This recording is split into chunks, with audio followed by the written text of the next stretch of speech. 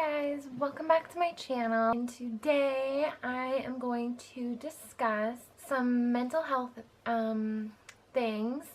Mental health and what else? Anxiety and depression. So I don't really know where to begin, but basically I have been seeing a therapist and a doctor who can prescribe medication. I'm going to share with you what I take and why. So I have a lot of depression that's up and down, and anxiety that's very up and down.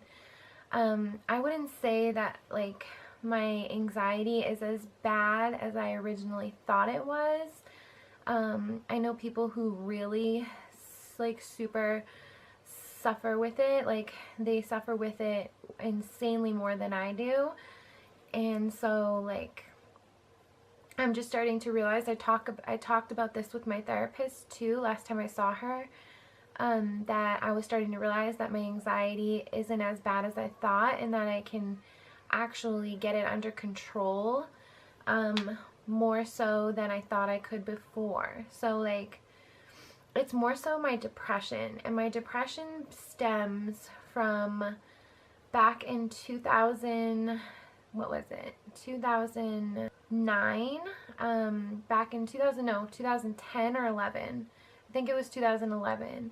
So back in 2011, I was diagnosed with PTSD. And I'm going to cut my comfort pillow here. It's my anxiety, depression comfort pillow. So I was diagnosed with it back in 2011.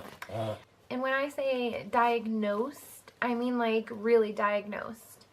And this was from trauma, a lot of trauma that had happened to me. I'm not comfortable talking about it right now, and it's because it still affects me. I still get flashbacks till this day, and that's where a lot of my anxiety and depression comes from, is flashbacks. That seems to be a big problem for me, is flashbacks. Another thing that depression and anxiety comes from is just fear of the future, fear of the past coming to haunt me, but mostly fear of like the future and fear of the unknown. But really, when I was diagnosed with the PTSD, it was even more traumatic because I had to keep talking about it. I had to talk to doctors. I had to retell this story to police officers, doctors, therapists, psychologists, nurses, multiple different people, like multiple different police officers, multiple different emergency respondents. I had to like retell this traumatic story so many times. I even told an ice cream truck driver after it happened, the traumatic incident. And the reason why I really don't feel comfortable about it is because if I discuss it now, it might feel nice to like get it out, and it may help somebody else. But right at this moment, I'm just a little bit cautious, because I don't know what the people that are involved in my traumatic incident are doing.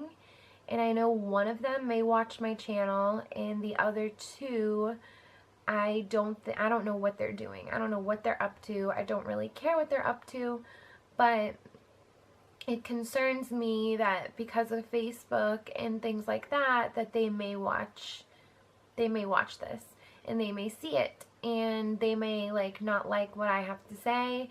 I'm not gonna name names or anything, but it's concerning to me, because if they get mad possibly about how I tell the story or how I view it in my eyes, they might want to retaliate in some way, and I have children to look out for. So like, I just don't know though. Like, I'm bad at reading people, you guys. Like, it's always the people that I think are so sweet that are like the worst people on the planet, and it's the people that I think are the worst that are actually the best people to be around somehow. I don't know why I don't pick these things up according to like what they really are, but like it's the weirdest thing. Like the most kindest person can come off wrong to me and make me feel uncomfortable, and like the most disgusting person on the planet can somehow come off kind to me and harmless. And it's really weird. I don't like it, which is why I want to go to school for psychology and things like that, so I can pick up on these things, because it bothers me. It really bothers me that like I don't have like this alert system in my head that can like literally go off and say this person's bad, get away from them, or this person's good, and actually follow that gut instinct and be able to trust that gut instinct, and you know, and end up talking to them and befriending them, and knowing that it's all in good hands. Like, so yeah, my PTSD story is totally aside this. What I wanted to talk about is where the anxiety and the depression stemmed from, which is mostly that, and then obviously just being like a single mom of 2. I get a lot of anxiety about that because our situation is so complicated. And when I say complicated, I mean like really brutally complicated. Like I can't figure it out for the life of me. I don't know like which way is left, which way is right. Like I don't know what I'm supposed to do as a mom, and it really hurts me because I'm trying to protect my kids and I'm trying to do what's best for my kids. And it sucks when you don't know what's best for your kids. When you, at least I'm not one of those people who think I know what's best for my kids and I actually don't know what's best for them. You know, I have a good understanding of what is truly best for them. And right now, this is what's best for them. Because, you know, any other situation or me going to a state that I'm not comfortable mentally, like mental health wise living in, it shouldn't, you know, I shouldn't have to do that just to make sure that the girl's dad is in my girls' lives. I shouldn't have to put my mental health at stake because of PTSD. That's like going back to a war zone. Like when you have PTSD, this is what my therapist that I just fired didn't seem to understand. She didn't seem to understand PTSD or ADHD or anything like that at all. But when you're diagnosed with PTSD, you don't go back to the war zone and feel nothing. Like you would feel something. You would feel extremely sad and you would feel like very sick. It would make you sick. It would make you anxious. It would make you antsy and jumpy and just like always on edge. And you know, that's like what he's requesting, is that like I go back to the war zone. And that's what it is to me. That's what my hometown became because of, you know, and I'm not saying that none of it's my fault. A lot of it is my fault. You know, I put myself in the situation and I didn't get myself out in time, and you know, that ended up in a very traumatic experience. And it's because of myself. It's because of my addiction. It's because of my shitty choices. It's because of the people that I just chose to surround myself with that I thought I could trust. You know, it's because of multiple things. But that's why I don't like talking about the girls in this situation, and it's so awkward for me to come on here and even bring up anything and like and act like this is normal, because it's not really normal. And it's hard because like I haven't done a sit down video about it, but it did come up in a couple of my videos and before, and I just don't know like what I'm supposed to do. So that basically that gives me a lot of anxiety and depression. Just wanting what's best for my girls and making sure that they're always happy is my main goal. And it's just really hard. It's just really, really hard, you guys. I'm trying to decide like what I'm supposed to do. And, you know, I don't know what the future holds, but we shall see. But as of right now, I think I'm handling this depression, anxiety thing pretty well. Like I said, it's up and down. It's not like this steady, like, oh, depressed, depressed, depressed, depressed, depressed, depressed, depressed, anxious, anxious, anxious, anxious, anxious, anxious, anxious. It's not that at all. It comes, and this is what a doctor once told me when I was saying, like, I think I have anxiety, and I think I have depression, and I think I have ADD. They said, you know, it would be out of my control. It wouldn't be controllable. It would be very unsteady. Like, it would be more steady and more consistent and more, like, there in my face all the time. Like, not just with natural life occurrences. So the doctor told me that, like, you know, it's natural. Like, I also thought I was bipolar. And some people have told me that they think I'm bipolar, some family members, but it turns out I'm not. It turns out that the reasons that I am acting this way and acting out certain ways is because of the way I'm being treated, or because of the circumstances, or because of my environment, or because of actual life reasons, which is what I'm having is a human reaction to a lot of stress and a lot of things, like a lot of troubles and things like that. So the doctor told me that, you know, I do have a lot to work through. I should be able to go back to my war zone and be comfortable and be able to not think of that and be able to think of now. And I've done that. Believe me, I've done that. I've gone back to there. I've gone back to my hometown, and I've been able to go about the day and be happy, but not in a way where, like, things aren't still coming up. Like, you know, and I don't want to have to feel that way. Like, right now, I feel free. I feel peace. I feel calm. I don't feel like all of this chaos and just, like, thoughts racing and flashbacks occurring. Like, I don't have that here. So why force myself to do something that I literally don't want to do, you know? So right now I'm coping with it in many different ways. There's one way I choose to, I heard this in, I think it was one of the rehab facilities I went to. It's when you're having anxiety or depression or just a moment, it's change your mind, change your thought, change your mind, change a thought, change an action, I believe. Yeah, so change your mind, change a thought, change an action. So change your mind about what you're doing at that moment. Change your thoughts by thinking something totally different, totally off track, and do something different. So, like, if this is giving me anxiety, change your mind, change your thought, change an action. So if this is giving me anxiety, stop, change my mind, think about something else, get up, shut the camera off, and go in the other room and start coloring. Like, something like that. Or turn on the TV, or turn on some music, or grab my phone and play with my phone. You know, so I've learned to cope with things like that by doing that. Coloring has helped me. Reading, I do a lot of research on my phone, things that I really like and am interested in.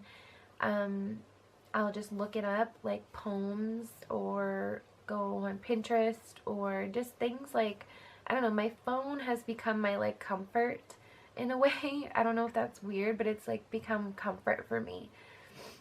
So I am also prescribed Abilify, which is basically like a mood stabilizer, but it also is like a boost for antidepressants. So if you're on, like, Prozac, for instance, which I used to take Prozac, and I had a really good experience with it, that was actually shortly after I had PTSD, so the Prozac really helped me.